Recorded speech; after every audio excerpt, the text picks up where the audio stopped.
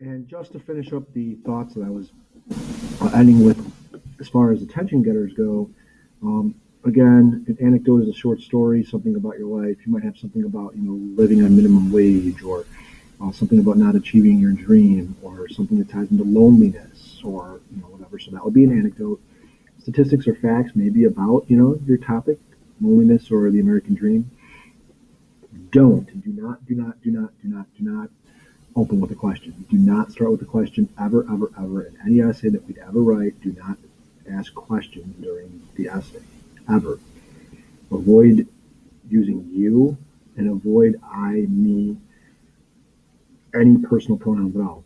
The only time ever, ever, ever that you would use I, me, or my, or whatever would be with this anecdote in the first part of your story. With, like, if you're telling an anecdote and you're telling a story about your life, you have to say I, me, or my. But beyond that, never, ever, ever use I, me, or my. And don't ask, hey, have you ever wondered about loneliness? No, I haven't. So I wouldn't want to read your essay. So make sure you don't use questions. If you start using question marks, make sure that you edit that. You can open with an exaggerated or outrageous statement. That's fine too. Okay, so here's a couple examples of intros real quick, and then you can go ahead and start writing. Get your writing started. It's a natural inclination, I love using big words, of all men to dream. A little bit of an attention getter, right? Like, what? Everybody dreams? We do all dream when we sleep, here and there. Some may have short-term goals, and others may have long-term ambitions. Some people might just want to get to next week, and some people are thinking about their future down the line, like being a teacher like me. Despite what cynics say, a cynic is somebody who puts something down that you believe in. The American people are hopeful and waiting for something great. So that's all my attention getter. Your attention getter can be more than one sentence. And then we lead into going towards your thesis. Of Mice and Men has a couple different themes to it. So let's look at another example of another attention getter working into a thesis. George and Lenny may dream a little dream of owning a farm. Again, that's Mike, like, creative little writing there. But they don't get very far with their to-do list before it all crumbles into heartbreaking failure. That is creative wording. That's where you start, like, showing your own voice. You have to have your voice in this essay. You have to become non-robotic. Don't just do it to do it. You have to make it come alive. You have to use vivid language. So there's a little bit of my attention getter. And then I say, as Crooks points out, all ranch hands dream of owning their own farm. And it's their version of the 2.5 kids in a white picket fence. That's a stereotypical dream that people have in America in the 50s up until now. Unfortunately, white picket fences are in short supply during the Great Depression. Again, I'm trying to be a little sarcastic and funny. Like, people didn't have money, so the dream was difficult to achieve. And if Mice and Men ends in the only way it can, with the utter collapse of everyone's dream, even Curly's, because his wife dies. So all of that is actually an attention getter for me. So you can write a lot for your attention getter. You can write a little, but it's about the powerful wording you use, not about the length of the attention getter. And then I would put a bridge after that.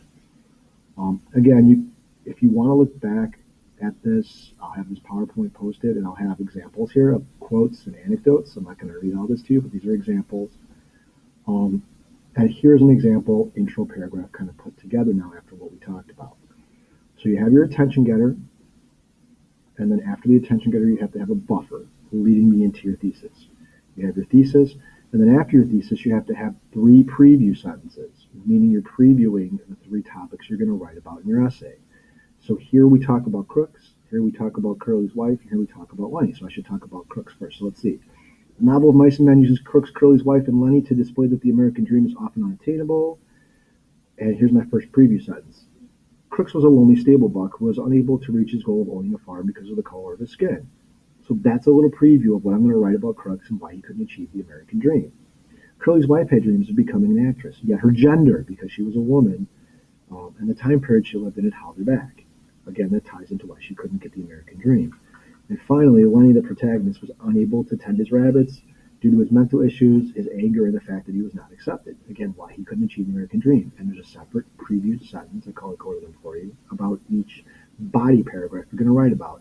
And then finally, don't forget that transition.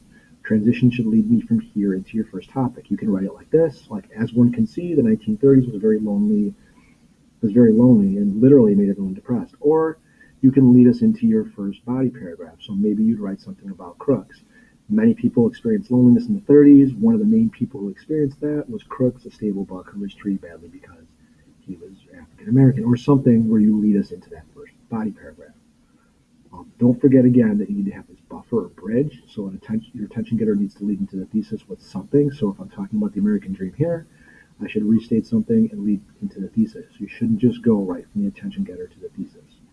I'm going to stop and pause here, and you'll get another video for how to write your body paragraph.